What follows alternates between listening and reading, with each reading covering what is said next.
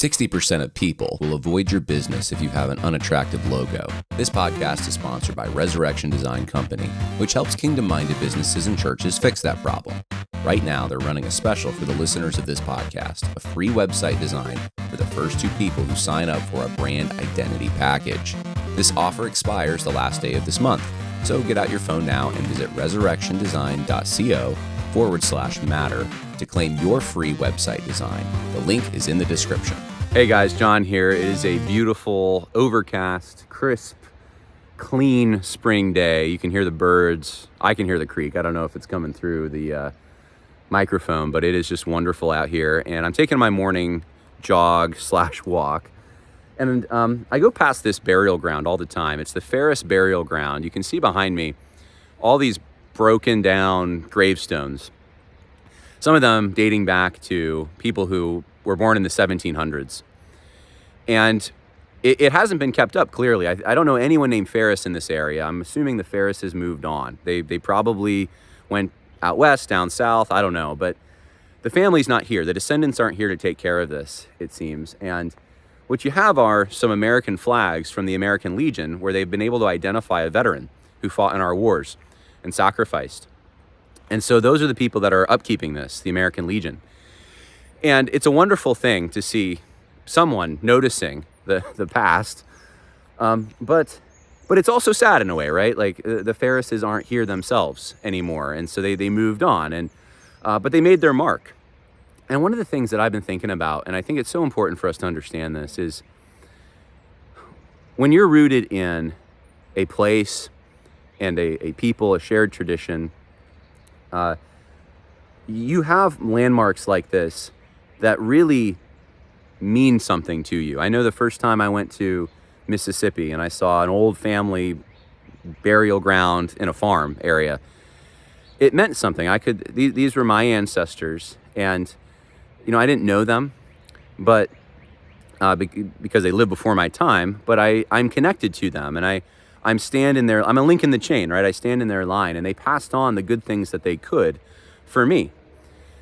And that is so meaningful. That means there's a big identity, I think, hunger that gets met when you're able to tap into some of those things, and you're able to see right in front of you the story that has brought you to where you are.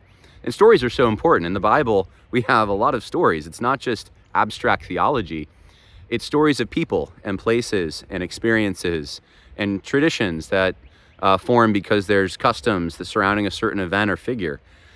And that is the way that people unite, bind themselves to one another, carry out activities in the marketplace, activities concerning common defense, because they're defending something that's in common, something that's shared, something that's beautiful to them. I know in certain parts of Europe, there's shared grazing lands that don't belong to anyone in particular. And they're able to do this because of sometimes unspoken agreements that have stood the test of time over centuries.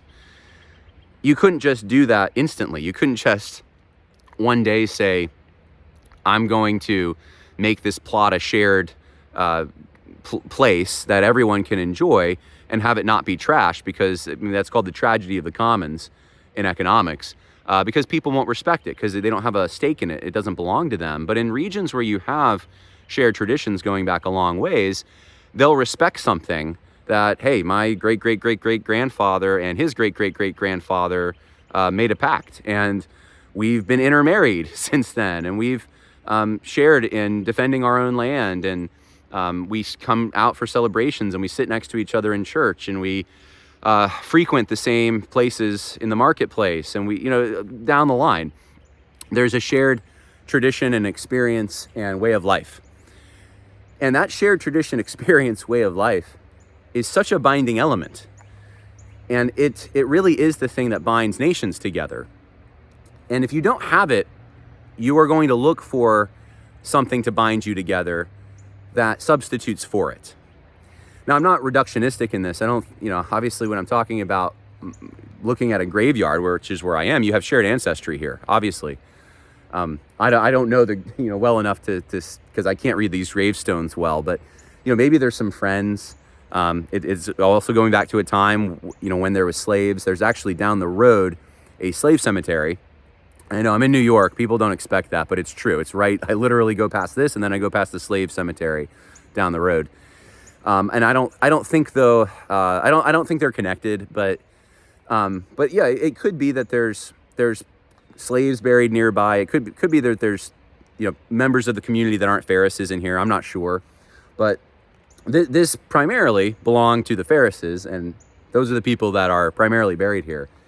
And so obviously there's this sort of ancestral core that exists in this cemetery that serves as a binding agent. But my point is that the shared life together that people have with each other. So the Pharisees is here. There's another burial ground, a mile away. That's another family. There's another.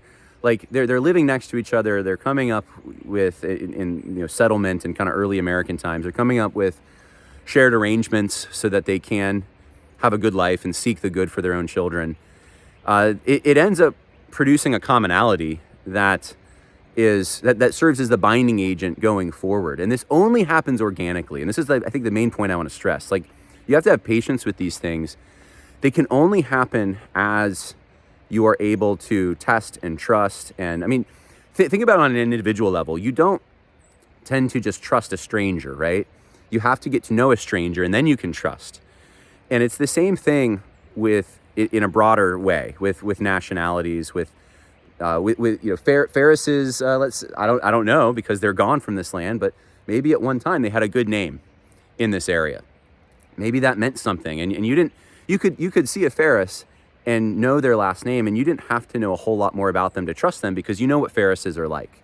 They have a good name, and a good name used to be super important. Like, you would duel over insulting a good name. We've lost a lot of that, okay? We've been deracinated. That's the, I think, appropriate word. And some of us more than others. My wife's family goes back to the 1600s in this area. I mean, this is home. This is home. The landmarks all mean something.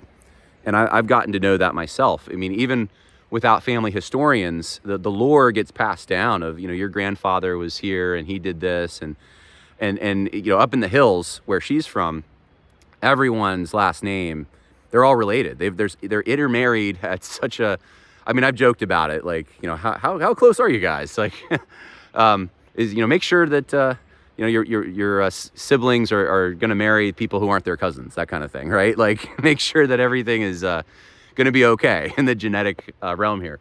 But there's a beauty to this story, right? And in cosmopolitan and modern life, we've lost a lot of this. You don't have that stability, that identity. And then you're left wondering who you are, and you're left wondering, how do I have any shared principle or uniting principle with those with whom I have a nation or a town, or even a town, or just a life together? How do you have to find an organizing principle to make these things work, but you've lost a lot of it because we've forgotten much of our heritage. We've been so there's like an entertainment and a media kind of angle to this, but we've also had a lot of immigration from very different places in large quantities over a short period of time. And those kinds of things also can upend and deracinate. We've also had people move around quite a bit. That's happening right now with the Great Sort. You have, especially if you're in the South, you got people coming from the North who, yeah, they might be white people, but they're not the same kind of white people. And I've heard so many Southerners talk about this. We had a white MAGA conservative guy who ended up on our town council. And then we're like, what are you doing? You're making decisions that are good for the market, but aren't good for us and our heritage and our people. Knock it off. And the white conservative from Ohio is like, I don't understand. Like, I thought we were both Trump voters. I thought we had these you find out pretty quick you're different. So anyway, all that to say, we only time and action in shared communities can build the kind of trust and organizing principles that are going to be stable. You have to have that, really. There's no shortcuts. And I think the essence of modernity is to find the shortcuts, to find that scientific basic organizing principle that's instantaneous. And there's really two options that we're being sold, okay?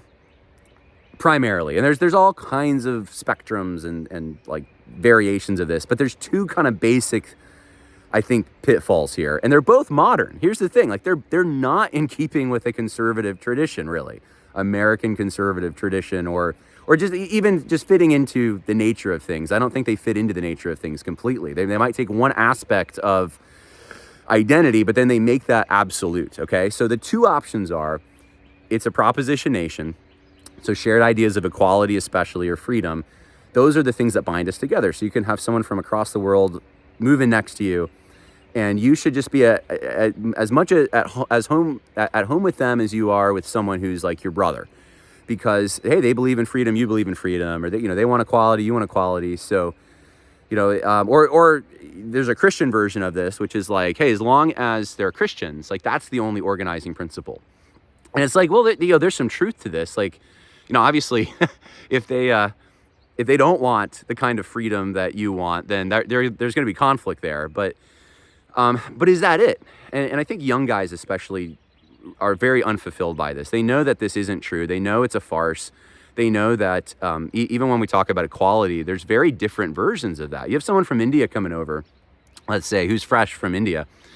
Their ideas of equality, coming from a caste system, are very different than our ideas in the United States of what equality looks like, because they're shaped by time, tradition, and that kind of thing. So that's the one option, right? Like this proposition nation, it's just these very basic ideas in your head. It doesn't conform to nature. It doesn't conform to scripture. Like if you look at I wrote a whole chapter on this in the book, but look at Israel, look at the way that God treats them and the unique parts of, not just the universal things that apply to all peoples, but the unique traditions, the clothing, the ceremony that God gives to them, that's unique to them and them alone. That becomes a binding principle for them. It's not, and it helps them share a life. It's not just the fact that, they have similar ideas, or even when they go off the path and they're worshiping false gods and stuff, they don't cease to be Jews necessarily in that moment, right? Like with time, you see Samaritans pop out because like they're mingling so much, they ended up, it affects their natural relations. They're intermarrying and all of this. And so anyway, that is one option. The other option is, as opposed to the proposition nation, is it's basically it comes down to a scientific principle or like an equation, right? So you take your ancestry test and you find out you're, broadly speaking, let's say you're white, or if it's not that, you're black. I mean, I think different people groups have gone through this in different senses, but right now a lot of what I'm seeing is people who are of European descent trying to meet an attack that's against them. White people are being attacked, so that should become our binding principle. Like, we're white, and we're going to stand up to this, and it should be stood up to. There's no doubt about that. But what I see is this idea that like just that whiteness itself, that like I have a tie back to Europe somewhere. It could be Poland. It could be, some people are trying to like smuggle in Russia or Spain or Portugal or, in the area I live right now. I'll just say this real quick as a side tangent. Like, there's a lot of Italians,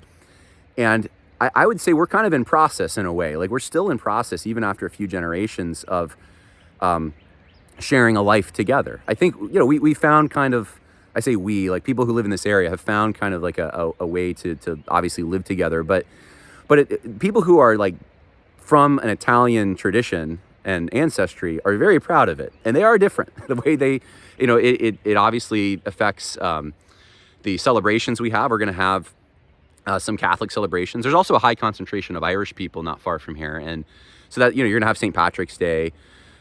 There's also Hispanics or Latinos moving into the area, so Cinco de Mayo is now becoming bigger.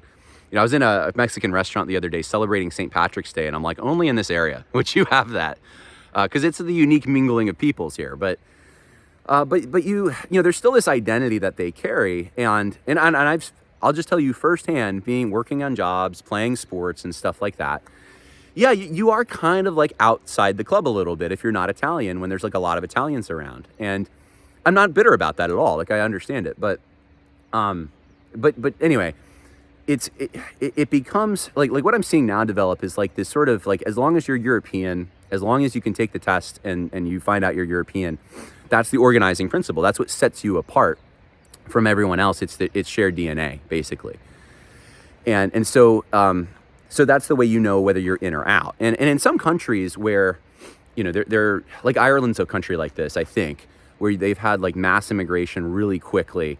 It's easy to tell like the sort of heritage Irish people from those who are not based on that kind of a test, because it's not just about the DNA. It also parallels these other things. Hey, our family lived here. Our family has a tradition. Our family died for this land. Like all those things factor into it.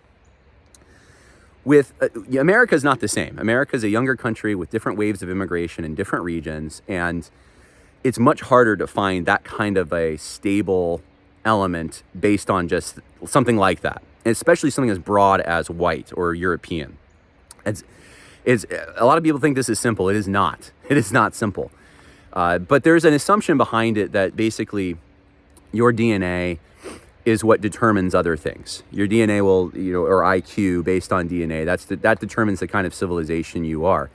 And like I said, I think that this can become a shortcut. This can become an attempt to take this one little organizing principle and make it the whole, and ignore things like shared experience, which is so fundamental to all of this. So what am I trying to say? My point is, myself, and I don't want to name them because I don't want to drag them into this, but some of the other guys who are on the ascendant, if you want to call it that, ascendant Christian right, and I'm not speaking for everyone, but some of the guys that I respect have been saying the same thing for years, you know, at least since like 2016, 2017, that I know of, because I've been connected to some of those guys. Some of them are getting in trouble now, and they're being broad brushed as fitting into one of these categories, and they're not in either one. And their vision for the United States is basically this, and I'm going to describe my own vision, or at least what we're pushing for. It doesn't mean this is necessarily going to happen, but this seems like in the circumstances we're in, the prudent thing. They are for a broadly speaking American Anglo-Protestant kind of broad tradition. Now that is broad. You read Albion Seed, like the 4 British folkways that came here were also very different, and that's from Britain. Britain's very, I mean, they've had wars, right? Like, so Scotland and you know, like, I don't know how to go through the history of Britain, but it's this island, but they've had wars, right? So it was an unstable element in some ways from the beginning, but this is why we had a civil war. But anyway, like there is this default Anglo-Protestant, shared language, some shared tradition, shared religion. That broadly speaking describes what America is, and people have to, when they come here, be part of that at a basic level. And that, at this point, America is an empire, so that describes the American empire, the default setting for the American empire.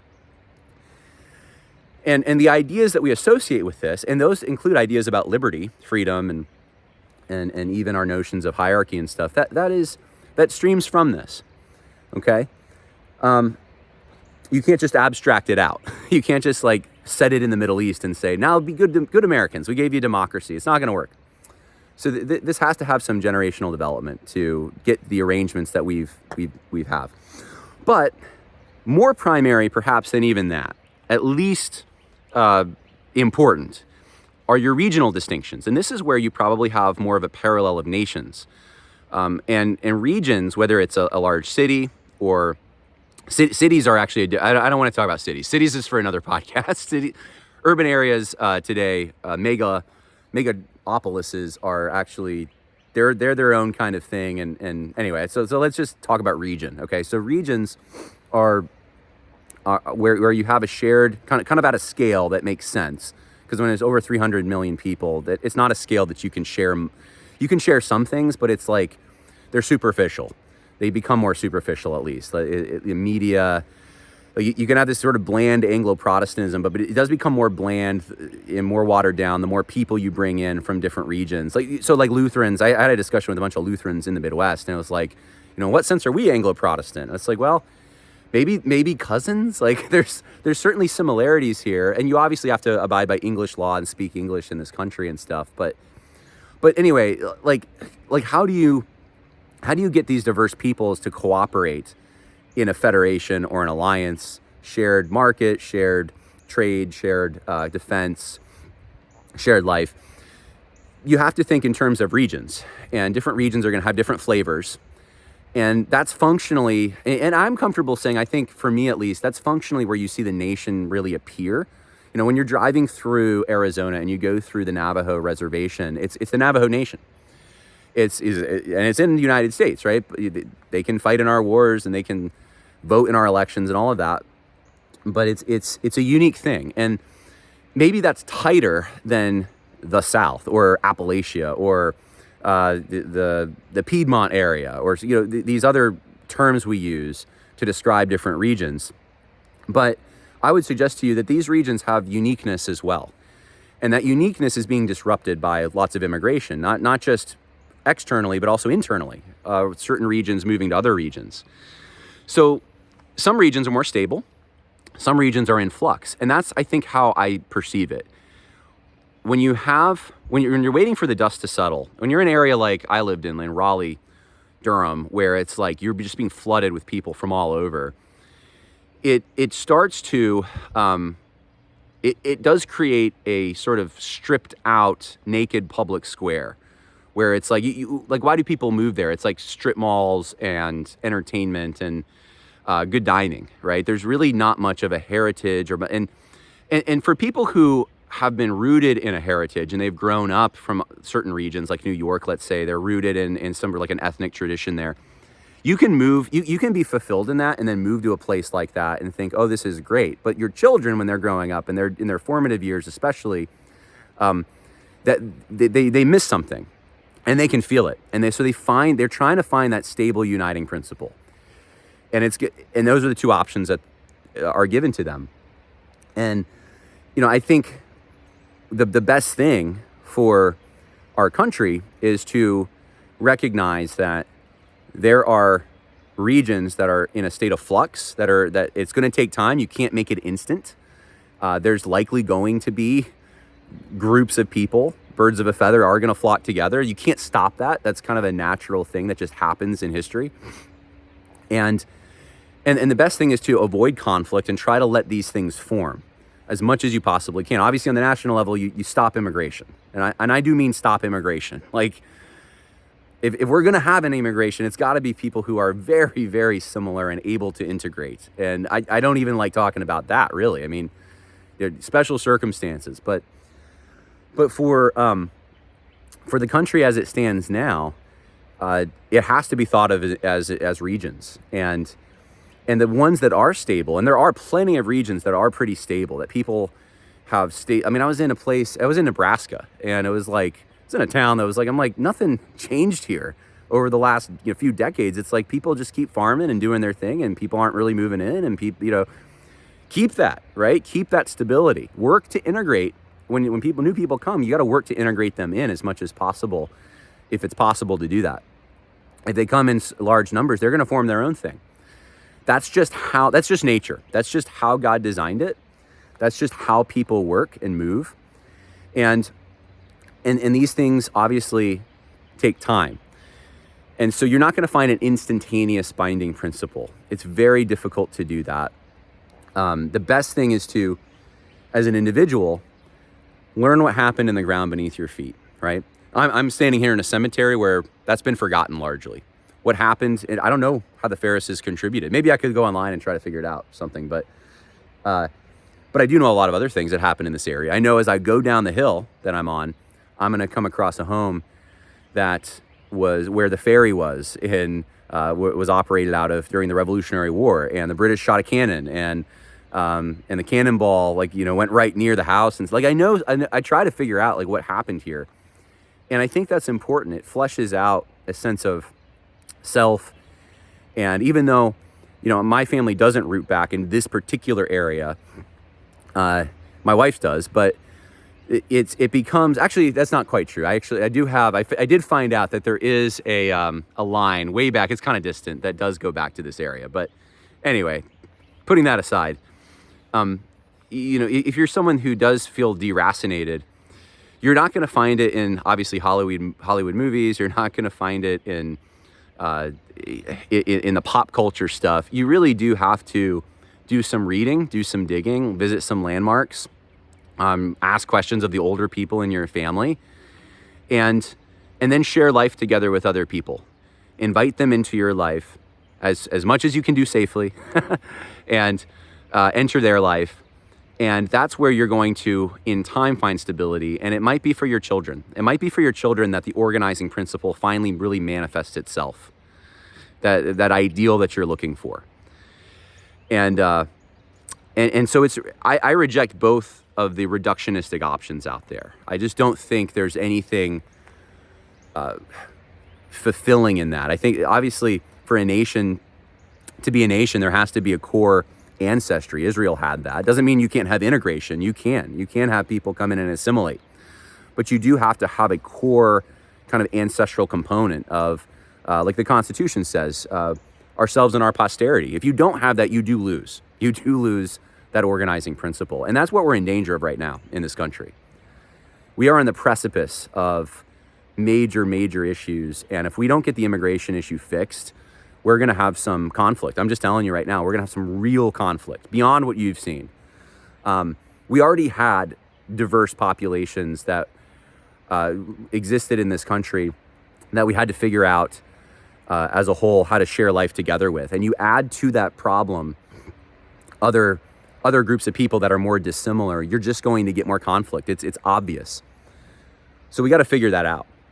But the shared experience, the shared life, the shared glories, and I mean, Renan talks a lot about this. I think it's Renan.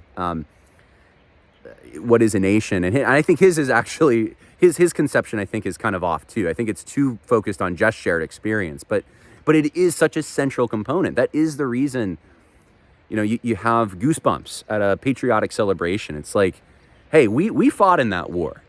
Our grandparents or great whatever, we fought in that conflict. We did a thing. We did a good thing, and here we are. And we're proud of the people who share in the defense of what we consider to be valuable and unique to us. And that's why we go to the Olympics, and we're proud of our country, right? Why are we proud of our country? Like, what's the uniting principle there? I think less and less people are proud of their country, and that might be because they don't know what their country is or how they fit into it. We got to get that fixed. And our education system's not going to help with that either. So it's up to parents. It's up to you as a person to educate yourself, figure that out. It may be, I told a guy recently, hey, look, go on, use Ancestry. Go on Ancestry.com and then use that because it has tools to then go find, go into the records and find out like who your grandparents and ancestors were. And there is obviously there is a lineage connection there. Like, but also don't just do that. Like look at what happened under your feet, learn the history of your region. And I think when you're talking, you're going to start to notice that you're not going to be referencing movies as much. You're going to be referencing, you're talking about a traitor, Benedict Arnold. That becomes the traitor. You're talking about a virtuous, strong man, George Washington. You're talking about, a time that, we stood tall and we stood strong and men were men, the Alamo. You start picking up on these things that are part of your story, part of the lore of your people. And it becomes more important than Star Wars and Marvel Universe. Not knocking, look at me, maybe I am, but I'm not knocking. You could watch this stuff, but that should be the thing that really animates you. And people who are deracinated just talk about movies and talk about, that's their lingua franca. And then then they're wondering like why they don't feel kinship with the people around them. And I'm not blaming, by the way, people. I understand a lot of people have been dealt a bad hand. Essentially, they've been the decisions have been made for them that they would be separated from their past. But you can reconnect it. All right, you can reconnect it. So, reject modernity, embrace tradition. I guess that's the point of this. And if you have a family cemetery, upkeep it as much as you can. Visit it. On Memorial Day, go see the veterans that have died in your family for your country. Pass it on to your kids, and it'll mean something. God bless.